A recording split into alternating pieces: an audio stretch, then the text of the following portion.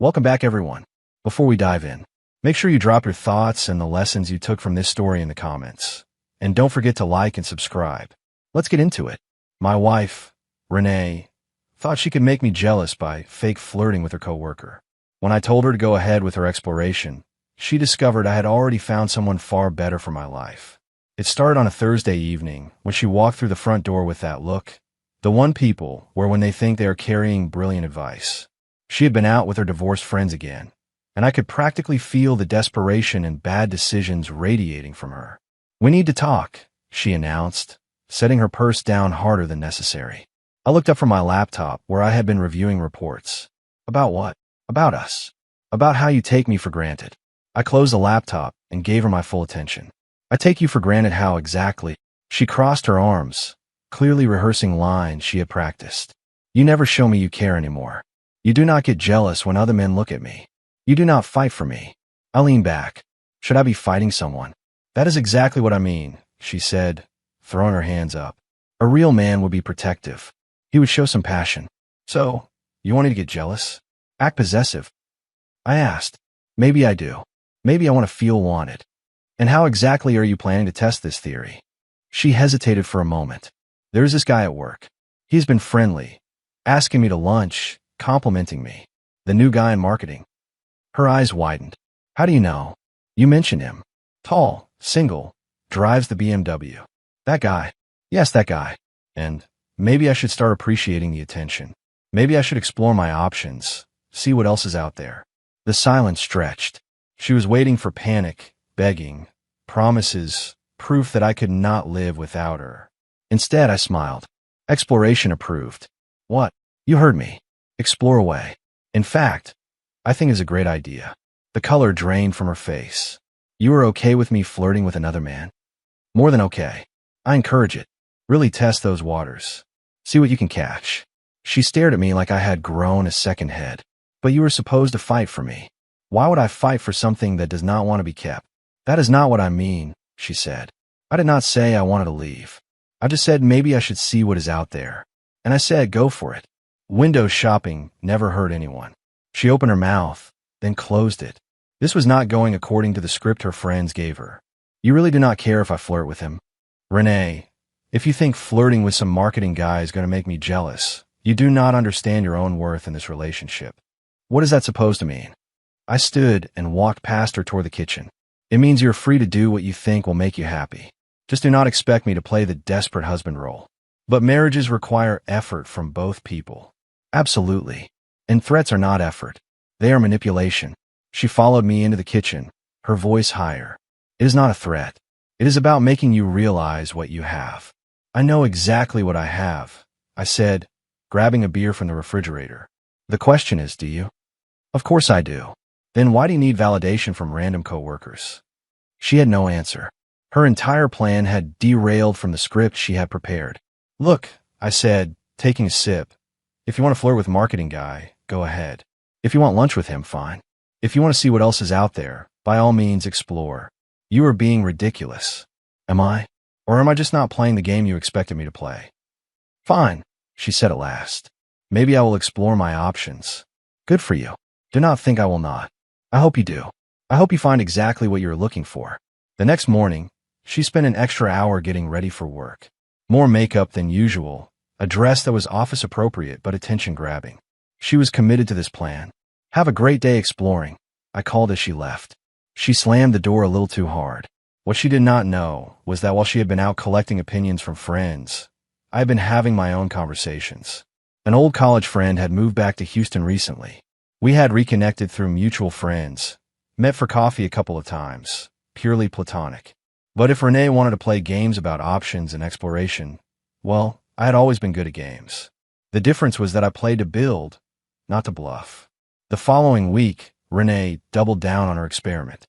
She came home with stories of lunch conversations, casual mentions of compliments, and strategic updates about her new friend at work. Each story was delivered with careful calculation, eyes tracking my reactions. "He said I looked amazing in blue today," she announced Tuesday evening, expecting a flinch. "Blue is definitely your color," I replied without looking up from my phone. He offered to drive me to that conference next month, the one in Dallas. That is convenient. Traffic can be brutal on that route. Her frustration showed. The script was failing, and she was running out of material. Meanwhile, my own developments were more interesting. My college friend had texted about meeting up again. Nothing inappropriate, just two old friends catching up, but the timing was something. Her name was Maya Thompson. We had shared economics classes in college. She was brilliant even back then. She had moved to New York after graduation, built an impressive career in corporate consulting, traveled widely, and recently divorced for reasons very different from Renee's friends. Maya's ex-husband could not handle her success. We met for coffee Wednesday afternoon at a small shop downtown. Maya looked incredible, confident, accomplished, genuinely interesting, the kind of woman who chose to be single rather than settle. "You seem different," she said as we settled into a corner booth. "More settled. Content. Things have been interesting lately." She laughed. "That is the most diplomatic way I have heard someone describe marital drama." "How did you know?" "Because I know that look. I wore it for the last 2 years of my marriage." We talked for 3 hours about careers, changes, and the strange ways people grow apart. She was refreshingly direct. No games. No manipulation. Just honest conversation between two adults. When I got home that evening, Renee was waiting with another performance. "He texted me after work," she said, waving her phone, "just to make sure I got home safely." "Thoughtful of him," I said. Most husbands would be upset about another man texting their wife. Most wives would not announce it like they are reading a script. She froze. "What is that supposed to mean?" "Nothing. Just interesting how choreographed this all feels. The strategic mentions, the timing, the way you study my face after each detail. It is like a one-person play." She flushed. "I am just sharing my day with my husband. Are you? Or are you trying to make me jealous?" "Maybe a little jealousy would be healthy for this marriage. Maybe. Or maybe it would just prove we do not trust each other." The next day, she escalated. She came home with news that Terrence, the marketing guy, had asked her to grab drinks after work Friday. "Just his friend, of course," she added, her tone telling on her. "Sounds fun," I said. "I actually have plans Friday evening myself." "Plans? What plans?" "Coffee with an old friend. You remember Maya from college? Economics major. Went to New York after graduation." The color drained from her face. "Her? Yes. She's back in town. We have caught up a couple of times. Interesting to see how much people can accomplish when they focus on their goals. You have been meeting with another woman. Just like you have been having lunch with another man. Fair is fair, right?" "That is completely different." "How so?" "Because I told you about it. And I just told you about my plans. So we are even." Friday evening, I met Maya at a wine bar downtown. She wore a black dress that probably cost more than Renee spent on clothes in months. We talked about her consulting work, her travels, her plans to start her own firm. "Your wife is okay with us meeting like this?" she asked over our second glass of wine. "She is currently at drinks with a male co-worker, testing whether I will get jealous." Maya raised an eyebrow. "And are you jealous?" "No. Should I be?" "That depends. Do you trust her?" "I trust her to do exactly what she is doing." Maya smiled.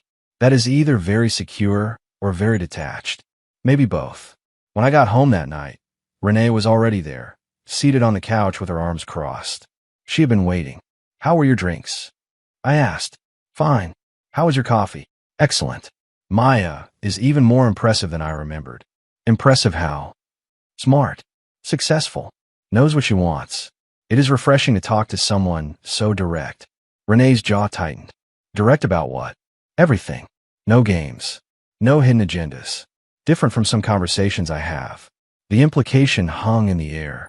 She had started the game, thinking she held all the cards. Now she seemed to understand she might have miscalculated. The weekend passed with uneasy tension. Renee kept fishing for details about Friday night, while trying to make her own drinks sound more exciting than they were. "He is really funny," she said Sunday over breakfast. "Very charming. Good for him. And successful. He drives that BMW 5 Series. He is thinking about buying a house in Sugar Land." I looked up from my coffee. Sugar Land on a marketing salary. She paused. "He has family money." "Ah, that explains the confidence." Her defensive expression said enough. Terrence was probably nice enough, but hardly the catch she wanted me to believe. Monday morning, she left with renewed determination. Whatever her friends had told her over the weekend had recharged the performance. But Monday afternoon changed everything. I left the office early for a dentist appointment and saw them, Renee and Maya, having lunch at a trendy place downtown. The same spot Renee claimed was too expensive for regular lunch dates. They sat close, talking intently. Renee was laughing, touching Maya's arm casually. Nothing inappropriate, just two women catching up. But here's what Renee did not know. Maya was striking. Tall, elegant, perfectly put together. She commanded attention without trying. More importantly, she was genuinely accomplished. Her consulting firm's logo was already on buildings downtown. She had been featured in business magazines. Real success, not empty chatter about car payments. I did not interrupt. I went to my appointment and decided to let events unfold. That evening, Renee came home with less enthusiasm than usual. "How was your day?" I asked. "Fine. Quiet." Terrence, still being charming. "He was busy today." "Too bad." "What did you do for lunch?" she asked. "Grabbed a sandwich." She nodded, but something had shifted. Tuesday, she was distracted. Wednesday, she barely mentioned Terrence at all. Thursday evening, she confronted me. "I saw you downtown Monday." "Okay. You were coming out of that building on Main Street." "Dentist appointment." "The woman you've been meeting with." "Maya. She works in that building." I set down my tablet. "What?" "Just curious. About who she is. What she does." "I told you, college friend, economics major, consulting work." "What kind of consulting?" "Corporate strategy, mergers and acquisitions." Her face went pale. "That is a big deal, is it not?" she asked. "She seems to think so. And she is single. Recently divorced, because her ex-husband could not handle her success." Silence stretched. I could almost hear Renee's mental calculations. "How successful are we talking?" "Successful enough to have lunch at places you think are too expensive." Her eyes widened. "You saw us. I saw you having lunch with a very attractive, very accomplished woman. I assumed you finally decided to network with successful people instead of just talking about it." "That is not. We were just—" She could not finish the sentence because admitting she had been investigating Maya would reveal her game completely. Friday morning, everything came to a head. Renee's phone buzzed during breakfast, and when she checked it, her face went white. "What is wrong?" I asked. "Nothing. Just work." But I saw the preview. One of her friends had sent a link to a business article. Local consultant named Rising Star in Corporate Strategy. The photo was striking. Maya receiving an industry award. Confident. Impressive. "This is the woman you have been meeting with," Renee said. "That is her. She is beautiful and accomplished and intelligent and available," I said, "and interested in spending time with people who appreciate good conversation." Renee set her phone down with shaking hands. While she had been chasing attention from a man with family money and a showroom car, I had reconnected with a woman who actually embodied everything she pretended to want. "This is not fair," she whispered. "What is not fair?" "You said I could explore my options." "You can. You are. But you are exploring yours, too. You encouraged it, remember? You said maybe you should see what else was out there." I thought it was excellent advice. I did not mean what? Did not mean I should take you seriously? Did not mean I should find someone who is genuinely worth my time. She had no answer. The game she started had reached a level she never anticipated. Another text buzzed on her phone, probably her friends asking for updates. She turned the screen face down and looked at me, panicked. "What do you want me to say?" "I want you to say whatever you mean. Not what you think I want to hear, not what your friends coach you to say. What you actually mean." The shift was immediate. Gone were the strategic mentions of Terrence. Gone were the carefully timed updates. Instead, Renee launched into damage control. "I have been thinking," she said Friday evening. "Maybe this exploration was a mistake." "Mistake how? Why look elsewhere when I have everything I need at home?" I kept reading. "Do you?" "Of course. We have a good marriage. We are happy. Are we?" She sat closer than she had in weeks. "I think we are. I'll let my friends get in my head. Your friends who encouraged you to make me jealous." She flinched. "They meant well. They just do not understand us." "What do they tell you to do?" "It does not matter now. I am curious." She sighed. "They said men do not appreciate what they have until someone else wants it. They said I should make you fight for me. And flirting with Terrence was supposed to accomplish that. If you saw other men were interested, you would realize you could lose me. Then you would make more effort." I closed my book. So this was calculated. Not calculated exactly. More like a wake-up call. For whom? For you. For us. And now I realize it was foolish. I do not need other men's attention. I need my husband's attention. You have always had my attention, I said. But not your jealousy, she murmured. Not your fear of losing me. You want me to be afraid of losing you. I want you to care enough to fight. Why would I fight for someone who is actively looking for reasons to leave? She had no answer. Saturday morning, she tried a different approach. She made my favorite breakfast, wore the dress I had complimented years ago, and suggested we spend the day together. We could drive up to that winery you mentioned, she said brightly. Make a day of it. I actually have plans. Her smile faltered. Plans? Meeting a friend for coffee. The same friend. Yes. Can you reschedule? Why would I? Because I am your wife, and I am asking you to spend time with me. The same wife who has been spending lunches with another man for 2 weeks. That is different. How is it different? Because I'm stopping. I told him yesterday I could not have lunch anymore. It was not appropriate. You told him that? Yes. I explained I am married and need to focus on my marriage. What did he say? He understood. He said he respected that. Good for him, I said. So now can we focus on us?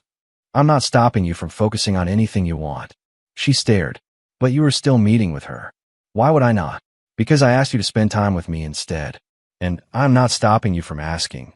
Just like you were not stopping Terrence from asking you to lunch. The parallel hit her. Sunday she tried guilt. I feel like you're punishing me, she said over dinner. For what? For making a mistake. For listening to bad advice. I'm not punishing anyone. I am living my life. Your life includes spending time with another woman. My life includes spending time with a friend. A very attractive, successful friend. Yes. Who is interested in you? She enjoys my company. And you enjoy hers more than you enjoy mine. I set down my fork.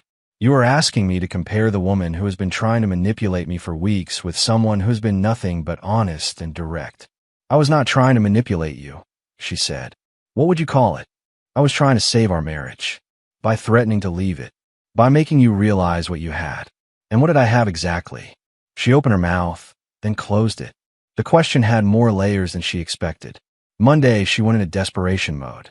She came home with flowers for me, made dinner reservations at the restaurant where we had our first date, even bought new lingerie. I want to start over, she said. Forget the past few weeks. Focus on us. That is a nice thought. So you will cancel your coffee dates? Why would I do that? Because I'm asking you to choose her or me. I laughed. You are giving me an ultimatum. I'm asking my husband to prioritize his marriage. The same marriage you were ready to explore your way out of 2 weeks ago. I made a mistake. And now you want me to make one too. What mistake would you be making? Giving up a genuine friendship because my wife feels threatened by a woman who is everything she pretends to be. The words hung in the air.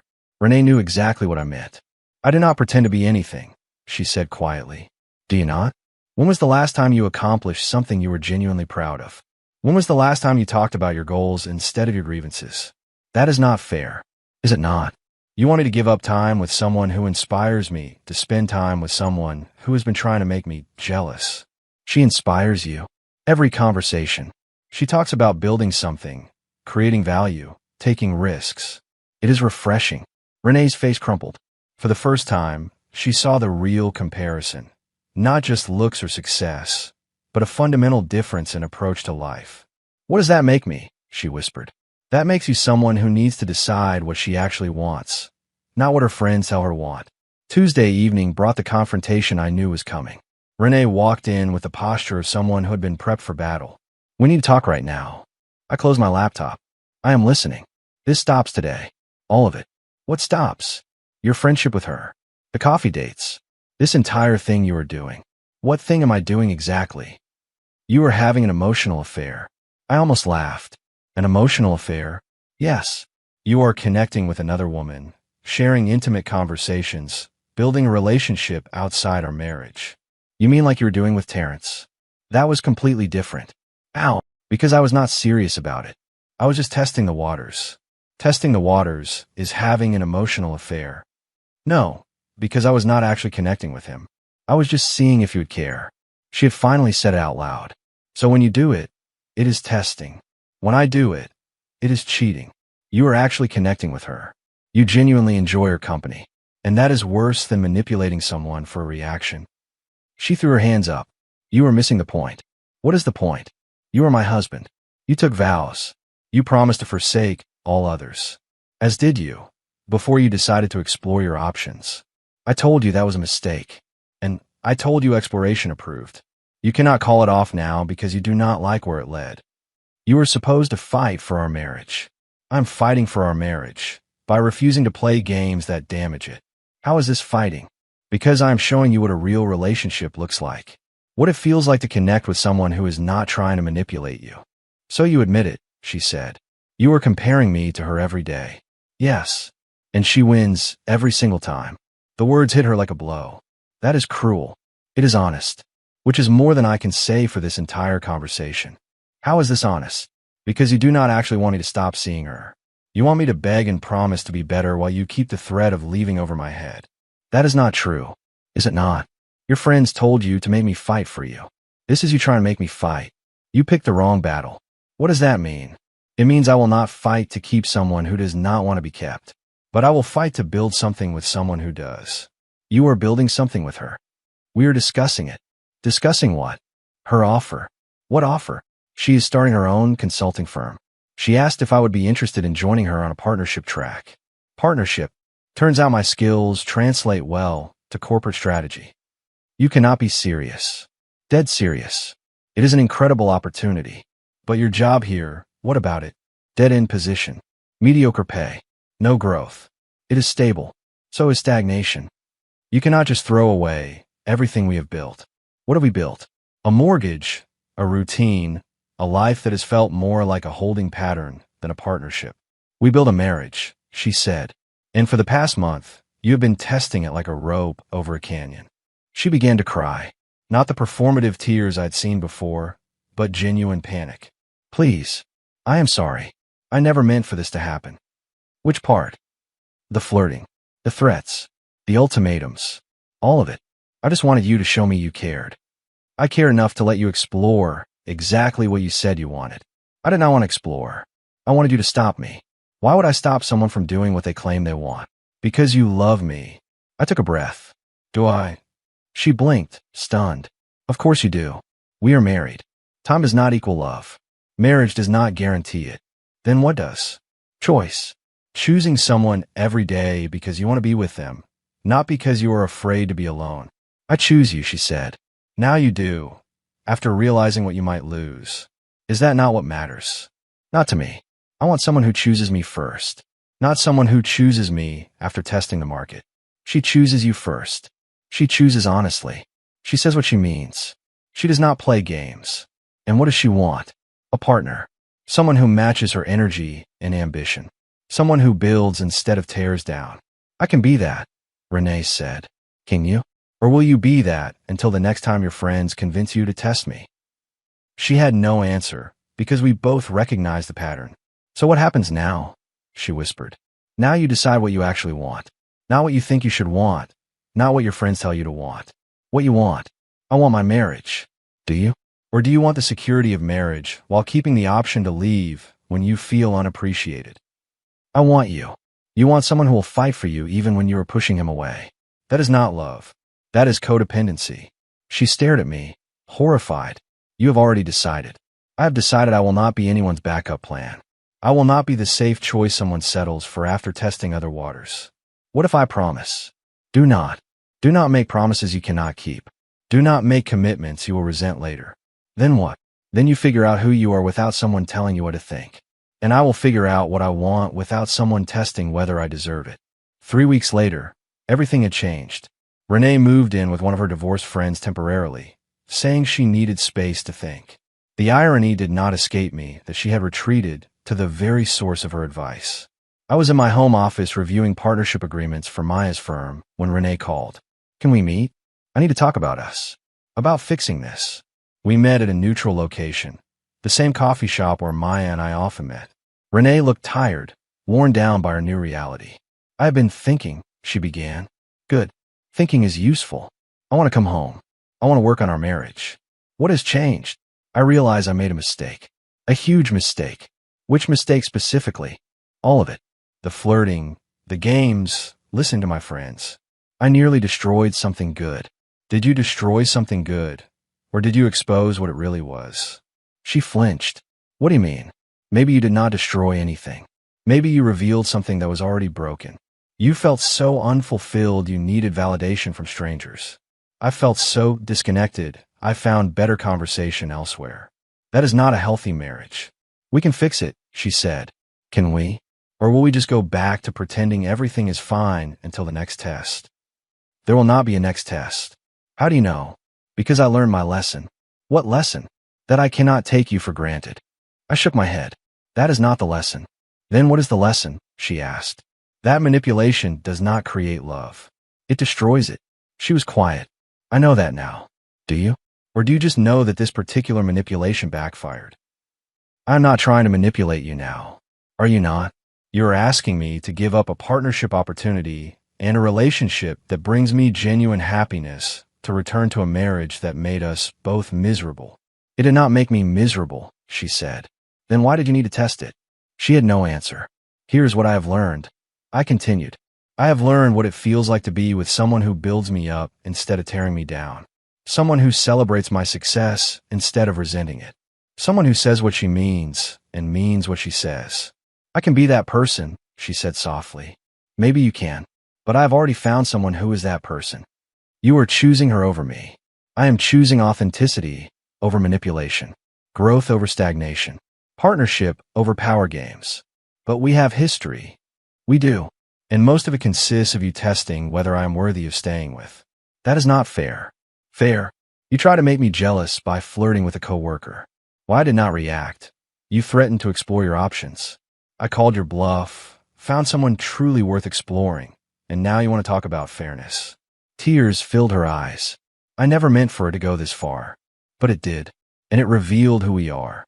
Who are we? You are someone who needs constant validation and will manipulate to get it. I am someone who will not provide validation on demand. And Maya? She is someone who does not need validation because she earns her own through action. So that is it, she said. 5 years of marriage means nothing. 5 years of marriage means we tried. It also means we failed. We could try again. Why would I try again with someone who has shown she will sabotage what we build whenever she feels insecure? Because marriage is supposed to be for better or worse. Marriage is supposed to be a partnership, not a hostage situation. She wiped her eyes. What about the house? Our things. You can have what you want. I am starting fresh anyway. Starting fresh where? The firm is based downtown. We have office space in that building where you saw me leave for my appointment. You are moving in together. We are building together, professionally and personally. How long has this been planned? It was not planned. It developed. The way real relationships do, through mutual respect. She sat in silence for several minutes, absorbing what her game had cost her. There is nothing I could say to change your mind, is there? You could say you are genuinely happy for me, that you want me to succeed and be fulfilled, that you realize you are not able to provide that. If you said that, it would show growth.